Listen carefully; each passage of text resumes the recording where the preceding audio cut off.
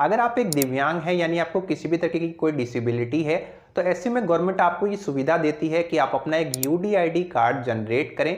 इसके लिए गवर्नमेंट की तरफ से आपको एक पोर्टल भी प्रोवाइड करवाया गया है, जहां से आप यूडीआईडी कार्ड के लिए ऑनलाइन ही आवेदन दे सकते हैं। जब आपका ये कार्ड बन जाता है तो गवर्नमेंट की तरफ से आपको बहुत से बेनिफिट भी मिलते हैं। गवर्नमेंट के द्वारा बहुत सी ऐसी स्कीम चलाई जाती है जो कि दिव्यांग लोगों के लिए यानी पर्सन विद डिसेबिलिटी के लिए होती है, और ऐसे में अगर आप उनके लिए अप्लाई करना चाहें तो आपके लिए ये जो यूडीआईडी कार्ड है बहुत ही काम का हो सकता है। तो आज की इस वीडियो में मैं आपको बताऊंगा कि जो यूडीआईडी कार्ड है ये क्या होता है, इसमें आपको क्या क्या बेनिफिट मिल सकते हैं, साथ ही साथ इस कार्ड को बनाने का जो प्रोसेस है वो क्या रहता है, ऑनलाइन आप किस तरीके से एप्लीकेशन फॉर्म को फिल करके सबमिट करेंगे और सबमिट करने के बाद में जो प्रोसेस है वो क्या रहने वाला है, ये सारी चीजें आपको आज की इस वीडियो में देखने को मिलेगी। तो वीडियो काफी ज्यादा इंपॉर्टेंट होने वाली है, इसलिए बिना स्किप किए बिल्कुल लास्ट तक जरूर वॉच करें।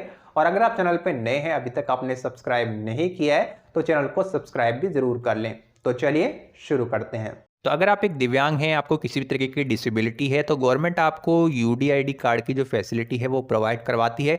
इस कार्ड को आप इस पोर्टल के माध्यम से बना सकते हैं। साथ ही साथ इस कार्ड को बनाने के बाद में आप इसे एक आईडी प्रूफ के तौर पे इस्तेमाल कर सकते हैं। कई जगह पे जो कार्ड है इसका इस्तेमाल किया जा सकता है। साथ ही साथ अलग अलग गवर्नमेंट स्कीम होती है जो कि दिव्यांग जनों के लिए ही बनाई जाती है, तो इस कार्ड के माध्यम से वहाँ पे भी उसका बेनिफिट आप ले सकते हैं। ये जो कार्ड है कुछ इस तरीके का शो करता है, यहाँ पे आप देख पाएंगे होम स्क्रीन पे ही आपको ये जो कार्ड है इस तरीके से देखने को मिल जाता है, जिसपे आपका name, UDID number, disability type यानी आपको किस तरीके की डिसेबिलिटी है, साथ ही साथ इसकी जो एक एक्सपायरी डेट होती है, ये सभी चीज़ें इस कार्ड के ऊपर प्रिंट होती है। अगर आप यहाँ पे अप्लाई करना चाहते हैं तो अप्लाई करने के लिए ऊपर आपको अप्लाई फॉर यूडीआईडी और नीचे भी अप्लाई नाउ का बटन दिया गया है, यहाँ पे आप क्लिक करके इसके लिए आवेदन कर सकते हैं। तो सबसे पहले तो अगर आप अप्लाई करना चाहें तो अप्लाई आपको करना कैसे है, देखिए यहाँ पे आपको अप्लाई नाउ का बटन दिया गया है, यहीं पे क्लिक करेंगे। क्लिक करने के बाद में अब यहाँ पे आप नेक्स्ट पेज पे आ जाएंगे। नेक्स्ट पेज पे आने के बाद में देखिए आपको अप्लाई फॉर यूडीआईडी ये ऑप्शन मिल जाता है। नीचे आपको 4 ऑप्शन मिल जाएंगे। अब क्योंकि यहाँ पे आप अपना बिल्कुल फ्रेश यानी नया यूडीआईडी कार्ड बनाना चाहते हैं, तो उसके लिए यहाँ पे आपको फर्स्ट नंबर वाले ऑप्शन को चूज करके सबमिट के बटन पे क्लिक कर देना है। अब यहाँ पे आप देखोगे कि आपके सामने एक रजिस्ट्रेशन फॉर्म आ चुका है, जिसमें आपको एक एक करके अपनी सभी डिटेल फिल करनी होगी। सबसे पहले तो यहाँ पे आपकी जो पर्सनल डिटेल है वो आपसे पूछी जा रही है। यहाँ पे अपनी जो रीजनल लैंग्वेज है उसको आपको चूज कर लेना है। आपको ड्रॉप डाउन मेनू को ओपन करके जो भी आपकी रीजनल लैंग्वेज है उसको आपको सिलेक्ट कर लेना है। हमने यहाँ पे हिंदी को ही रहने दिया है। उसके बाद में यहाँ पे एप्लीकेंट फुल नेम यानी जो भी व्यक्ति अपना यूडीआईडी कार्ड बनाना चाहता है उसका जो फुल नेम है इस बॉक्स में आएगा। आपका जो नेम है यहाँ पे इंग्लिश में आएगा, और नेक्स्ट जो बॉक्स आपको दिया गया है एप्लीकेंट नेम इन हिंदी, यहाँ पे आपको हिंदी में टाइप करके लिखना होगा। उसके बाद में यहाँ पे अपना जो फादर नेम है वो आपको बिल्कुल सही से एंटर करना है। मदर नेम देना चाहें तो दे सकते हैं, अदरवाइज ये मैंडेटरी नहीं है। जो भी ये जो रेड कलर के डॉट आपको दिखाई दे रहे हैं ये सभी कॉलम फिल करना मैंडेटरी है, बाकी की चीज़ों को आप स्किप कर सकते हैं। मदर नेम यहाँ पे आपको एंटर करना है। उसके बाद में अपना एक मोबाइल नंबर यहाँ पे आपको एंटर करना है। अपनी एक ईमेल आईडी अगर अवेलेबल है देना चाहें तो दे सकते हैं, अदरवाइज ये भी मैंडेटरी नहीं है, इसे आप स्किप कर सकते हैं। यहाँ पे आपको नीचे आना है, अपनी जो डेट ऑफ बर्थ है कैलेंडर को ओपन करके आपको चूज कर लेना है। यहाँ से अपनी जो भी कैटेगरी है आपको सिलेक्ट करनी है, जनरल, ओबीसी, एससी या फिर एसटी। तो हम यहाँ पे फॉर एग्जाम्पल जनरल को सिलेक्ट कर लेंगे। उसके बाद में अपना जेंडर यहाँ पे आपको चूज कर लेना है, मेल, फीमेल, ट्रांसजेंडर। उसके बाद में यहाँ पे आपका जो ब्लड ग्रुप है अगर आप देना चाहते हैं तो दे सकते हैं, अदरवाइज ये भी ऑप्शनल है, इसे आप छोड़ सकते हैं। आपको यहाँ पे नीचे आना है और बताना है रिलेशन विद पर्सन, यानी अगर आप खुद के लिए अपना यूडीआईडी कार्ड बना रहे हैं तो आपको नीचे स्क्रॉल करके सेल्फ वाले ऑप्शन को चूज कर लेना है, क्योंकि जो आप अपना कार्ड बना रहे हैं खुद के लिए बना रहे हैं। इतना करने के बाद में आपको नीचे आना है और अपनी फोटोग्राफ और सिग्नेचर यहाँ पे आपको अपलोड करने हैं। यहाँ पे जो फोटोग्राफ का साइज रखा गया है वो 5 KB से लेकर के 100 KB 100 KB के बीच में अलाउ है, और साथ ही साथ जेपीजी एंड पीएनजी फाइल यहाँ पे आप अपलोड कर सकते हैं। ध्यान रखिएगा जो फोटोग्राफ आपकी अपलोड आप करेंगे वो रिसेंटली खिंची हुई फोटोग्राफ होनी चाहिए, कोई पुरानी फोटो आप अपलोड नहीं करेंगे, अदरवाइज हो सकता है कि आपकी जो एप्लीकेशन है उससे यहाँ पे रिजेक्ट कर दिया जाए। फोटो अपलोड करने के लिए ये जो बॉक्स दिया गया है इसी पे क्लिक करके जहाँ पे भी आपने फाइल रखी है उसको अपलोड कर देंगे। इसी तरीके से अपने जो सिग्नेचर हैं 3 KB से लेकर के 30 KB के बीच में आपको अपलोड करने हैं। और सिग्नेचर अपलोड करते समय भी ध्यान रखिएगा अगर आप सिग्नेचर नहीं कर सकते हैं तो आप यहाँ पे अंगूठा भी लगा सकते हैं, उसे भी यहाँ पे आप अपलोड कर सकते हैं। इतना करने के बाद में आपको नीचे आना है। अब यहाँ पे जो डिटेल है ये ऑप्शनल है, इसे आप देना चाहे तो दे सकते हैं, अदरवाइज इसे आप छोड़ सकते हैं। तो ये सभी चीज़ें आप सिलेक्ट करना चाहें तो कर सकते हैं, तो हम यहाँ पे इसे स्किप कर देंगे क्योंकि ये मैंडेटरी नहीं है। बस यहाँ पे आपको नीचे आना है। अब आपको एक आईडी प्रूफ यहाँ से सिलेक्ट करना होगा। आईडी प्रूफ के तौर पे आप देखेंगे बहुत से डॉक्यूमेंट आपको देखने को मिल जाते हैं।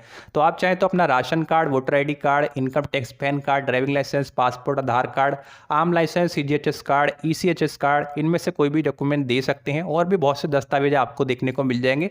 फॉर एग्जाम्पल हम यहाँ पे आधार कार्ड को चूज करेंगे। उसके बाद में जो भी डॉक्यूमेंट आपने सिलेक्ट किया होगा उसी को यहाँ पे आपको अपलोड करना है। JPG, PNG and PDF file आप अपलोड कर सकते हैं और उसका फाइल साइज 10 केबी से लेकर के 500 केबी के बीच में ही होना चाहिए।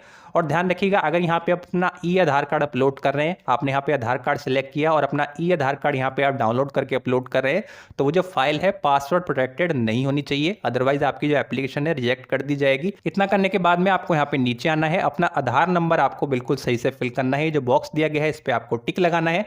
उसके बाद में नीचे आएंगे, जैसे आपने आईडी प्रूफ दिया था ठीक उसी तरीके से अपना जो एड्रेस प्रूफ है वो भी यहाँ पे आपको सिलेक्ट कर लेना है। फॉर एग्जाम्पल यहाँ पे भी हम आधार कार्ड को सिलेक्ट कर लेंगे और उसके बाद में जैसे आपने ऊपर अपलोड किया था वैसे ही यहाँ पे भी अपना जो एड्रेस प्रूफ है उसे आप अपलोड कर देंगे। पासवर्ड प्रोटेक्टेड फाइल अपलोड नहीं करेंगे। इतना करने के बाद में आपको नीचे आना है। अपना जो फुल एड्रेस है वो इस बॉक्स में आपको लिख देना है। अपना जो पूरा एड्रेस है वो यहाँ पे आपको लिखना है। उसके बाद में यहाँ से ड्रॉप डाउन मेन्यू को ओपन करके जो भी आपकी स्टेट है, यहाँ पे सभी राज्य दिए गए हैं, तो अपनी स्टेट को आपको चूज कर लेना है। अपनी स्टेट को चूज करने के बाद में जैसे हम यहाँ पे स्टेट को चूज कर लेते हैं, उसके बाद में अपने डिस्ट्रिक्ट को यहाँ पे चूज कर लेना है। अपना जो सब डिस्ट्रिक्ट है या तहसील है या जो भी सिटी है वो यहाँ पे आपको सिलेक्ट कर लेना है। अपनी विलेज ब्लॉक का नेम आपको सिलेक्ट करना है। उसके बाद में यहाँ पे आपके एरिया का जो भी पिन कोड है वो आपको एंटर कर देना है। इतनी डिटेल फिल करने के बाद में आपको नीचे आना है। अब यहाँ पे आपको अपनी डिसेबिलिटी की डिटेल देनी है। अगर आपको एक से ज़्यादा प्रकार की यानी मल्टीपल डिसेबिलिटी है तो ऐसे में यहाँ पे आप 2 से ज़्यादा ऑप्शन भी चूज कर सकते हैं। ये यहाँ पे आपको क्लियर किया गया है। यहाँ पे आपसे पूछा जा रहा है कि आपकी जो डिसेबिलिटी है उसका टाइप क्या है, यानी उसका प्रकार क्या है, आपको किस तरीके की डिसेबिलिटी है। ड्रॉप डाउन मेन्यू को आप ओपन करेंगे तो आप देखेंगे आपको यहाँ पे काफ़ी सारे ऑप्शन देखने को मिल जाते हैं। आपको ब्लाइंडनेस है या लो विजन की प्रॉब्लम है, तो इस तरीके से यहाँ पे आपको काफ़ी सारे ऑप्शन दिए गए हैं। तो आप मान लीजिए एक ऑप्शन को यहाँ से चूज करते हैं तो आपको एक से ज़्यादा प्रकार की अगर डिसेबिलिटी है तो जो सेकंड डिसेबिलिटी है वो भी यहाँ पे आप इस तरीके से चूज कर सकते हैं, यानी एक से ज़्यादा ऑप्शन भी यहाँ पे आप सिलेक्ट कर सकते हैं। उसके बाद में यहाँ पे आपको बताना है कि आपकी जो डिसेबिलिटी है उसका कारण क्या है। यहाँ पे देखिए आपको काफ़ी सारे रीजन दिए गए हैं। एक्सीडेंट के कारण है या किसी डिसीज के कारण है, इन्फेक्शन के कारण है, मेडिसिन के कारण है, और भी बहुत से ऑप्शन आपको मिल जाएंगे। तो आपकी डिसेबिलिटी का जो भी कारण हो वो कारण यहाँ पे आपको सिलेक्ट कर लेना है। फॉर एग्जांपल हम यहाँ पे जैसे एक्सीडेंट वाले ऑप्शन को सिलेक्ट कर लेते हैं।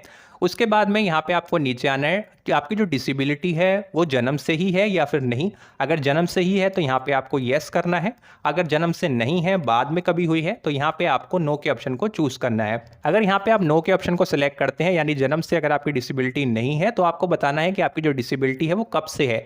यानी कि यहाँ पे आप ड्रॉप डाउन मेन्यू को ओपन करके एक ईयर सेलेक्ट करेंगे, कौन से साल से आपकी जो डिसेबिलिटी है वो हुई है, तो ईयर यहाँ से आपको चूज कर लेना है। अगर आप यस करते हैं तो यहाँ पे ये जो ऑप्शन है आपको सिलेक्ट करने को नहीं मिलेगा। अब यहाँ पे आपको लास्ट में नीचे आना है। आपसे पूछा जा रहा है hospital for assessment issue of UDID card disability certificate, यानी कि यहाँ पे आपको अपना हॉस्पिटल सिलेक्ट करना होगा जहाँ से भी आप अपने डिसेबिलिटी का जो भी ट्रीटमेंट है उसे करवा रहे हैं, और उसी हॉस्पिटल के माध्यम से आपका जो यूडीआईडी कार्ड है वो जनरेट करके दिया जाएगा। आपको पता ही होगा कि आपका जो चेकअप है वहाँ पे किया जाएगा और उसके बाद आपका जो यूडीआईडी कार्ड है सभी चेकअप के बाद में, सभी चीज़ें करने के बाद में आपका जो यूडीआईडी कार्ड है जनरेट किया जाएगा। यहाँ पे आपसे पूछा जा रहा है कि आप जिस भी हॉस्पिटल में अपना ट्रीटमेंट करा रहे हैं वो आपके अपने राज्य में ही अवेलेबल है या फिर किसी दूसरे राज्य में है। अगर अपने में ही है तो ये नो पे ऑटोमेटिकली सिलेक्टेड रहता है, तो फिर यहाँ पे आपको कुछ भी सिलेक्ट करने की जरूरत नहीं है। ऊपर जो भी आपने अपना एड्रेस दिया था उसी राज्य में अगर आपका हॉस्पिटल है वहीं पे आप अपना ट्रीटमेंट करवा रहे हैं तो फिर यहाँ पे नो के ऑप्शन को ही चूज करना है।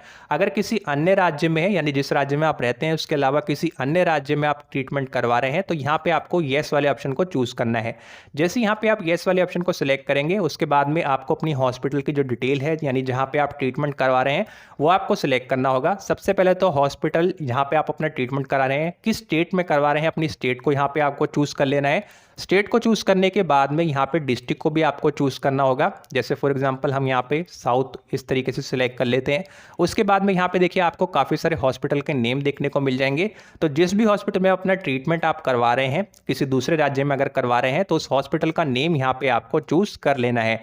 यानी जहाँ पे भी आपका ट्रीटमेंट चल रहा है, आपका इलाज चल रहा है, उस हॉस्पिटल का नेम यहाँ पे आपको लिस्ट में देखने को मिल जाएगा, तो उसको आपको चूज़ कर लेना है। इतना करने के बाद में दिए गए कैप्चा को आपको सॉल्व करके इस बॉक्स में लिख देना है। यहाँ पे टर्म्स एंड कंडीशन को एक्सेप्ट करके सबमिट के बटन पे क्लिक कर देना है। जब आपकी एप्लीकेशन यहाँ पे सबमिट हो जाएगी तो लास्ट में आपको एक एनरोलमेंट नंबर या फिर रेफरेंस नंबर मिल जाएगा, एक स्लिप आपको मिलेगी। उस रिसिप्ट को आपको अपने पास में संभाल करके रखना होगा। उसमें आपकी काफ़ी डिटेल मौजूद रहती है, तो उसको आपको अपने पास में संभाल करके रखना है। अगर एप्लीकेशन की डिटेल आपको मिलती है तो उसका भी प्रिंट आउट लेकर के आपको अपने पास में रख लेना है। इतना करने के बाद भी देखिए यहाँ पे आपको पोर्टल पे ही बताया गया है कि आगे का जो प्रोसेस है वो क्या रहता है। आपकी एप्लीकेशन को जांच अधिकारी के पास में भेजा जाता है। वहाँ पे जो भी चिकित्सा अधिकारी होंगे या आपके डिस्ट्रिक्ट में जो भी जांच अधिकारी होंगे, उनके द्वारा आपकी एप्लीकेशन को वेरीफाई किया जाएगा। आपकी एप्लीकेशन का वेरिफिकेशन कंप्लीट होने के बाद में जो भी सीएमओ या डीएमओ होंगे या फिर सक्षम चिकित्सा प्राधिकारी होंगे, वो मूल्यांकन के लिए विशेषज्ञ डॉक्टरों को नियुक्त करेंगे। यानी डॉक्टरों को यहाँ पे नियुक्त किया जाएगा आपके चेकअप के लिए, और आपको एक डेट पे आपको एसएमएस मिल जाएगा आपके मोबाइल नंबर पे या फिर आपको कॉल आ जाएगी। तो उस डेट पे आपको चेकअप के लिए जाना होगा। अपना जो मेडिकल जांच है आपको वहाँ पे कंप्लीट करवानी है, जिसमें चेक किया जाएगा कि आपको कितने % डिसेबिलिटी है, डिसेबिलिटी का टाइप क्या है, और ये सभी चीज़ें जब आपकी जो मेडिकल जांच है कंप्लीट हो जाएगी तो उसी के आधार पर आपकी जो दिव्यांगता का प्रमाण पत्र यानी जो यूडीआईडी कार्ड है उसकी वैलिडिटी कितनी रहेगी, ये सब चीज़ें तय की जाएंगी। मेडिकल बोर्ड अपने निर्णय की जानकारी संबंधित सीएमओ, डीएमओ या फिर सक्षम चिकित्सा प्राधिकारी को सूचित करेगा, और उसके बाद में जब सभी चीज़ें सही हो जाएगी, वेरिफिकेशन कंप्लीट हो जाएगा, आपकी मेडिकल जांच भी कंप्लीट हो जाएगी, तो आपका जो यूडीआईडी कार्ड है, जो कि प्लास्टिक वाला यूडीआईडी कार्ड होगा, वो स्पीड पोस्ट के माध्यम से जो भी एड्रेस आपने दिया था वहाँ पर डिलीवर कर दिया जाता है। अब यहाँ पे अप्लाई करने के बाद में अगर आपको अपने एप्लीकेशन का जो स्टेटस है उसे चेक करना है तो आपको होम पेज पे ही ट्रैक योर एप्लीकेशन का बटन दिया गया है, यहाँ पे आपको क्लिक कर देना है। अब यहाँ पे आप नेक्स्ट पेज पे आ जाएंगे, जिसमें आपका जो यूडीआईडी कार्ड नंबर है उसके माध्यम से आप ट्रैक कर सकते हैं, अपना जो मोबाइल नंबर है उसके माध्यम से ट्रैक कर सकते हैं, एनरोलमेंट नंबर जो आपको मिला था लास्ट में सबमिट करने के बाद में उसकी मदद से ट्रैक कर सकते हैं, या फिर अपने आधार नंबर के माध्यम से भी आप ट्रैक कर सकते हैं। फॉर एग्जांपल यहाँ पे एनरोलमेंट नंबर आपके पास में है तो उसको आपको चूज करना है।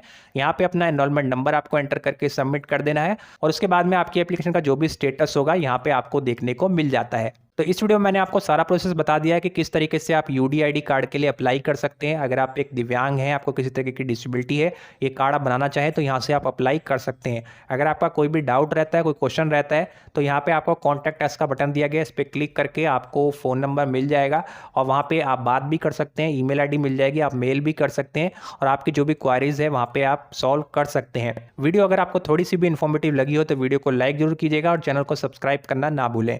तो चलिए आज की इस वीडियो में इतना ही। मैं आपसे मिलूंगा एक और नई वीडियो में, तब तक के लिए जय हिंद, जय भारत।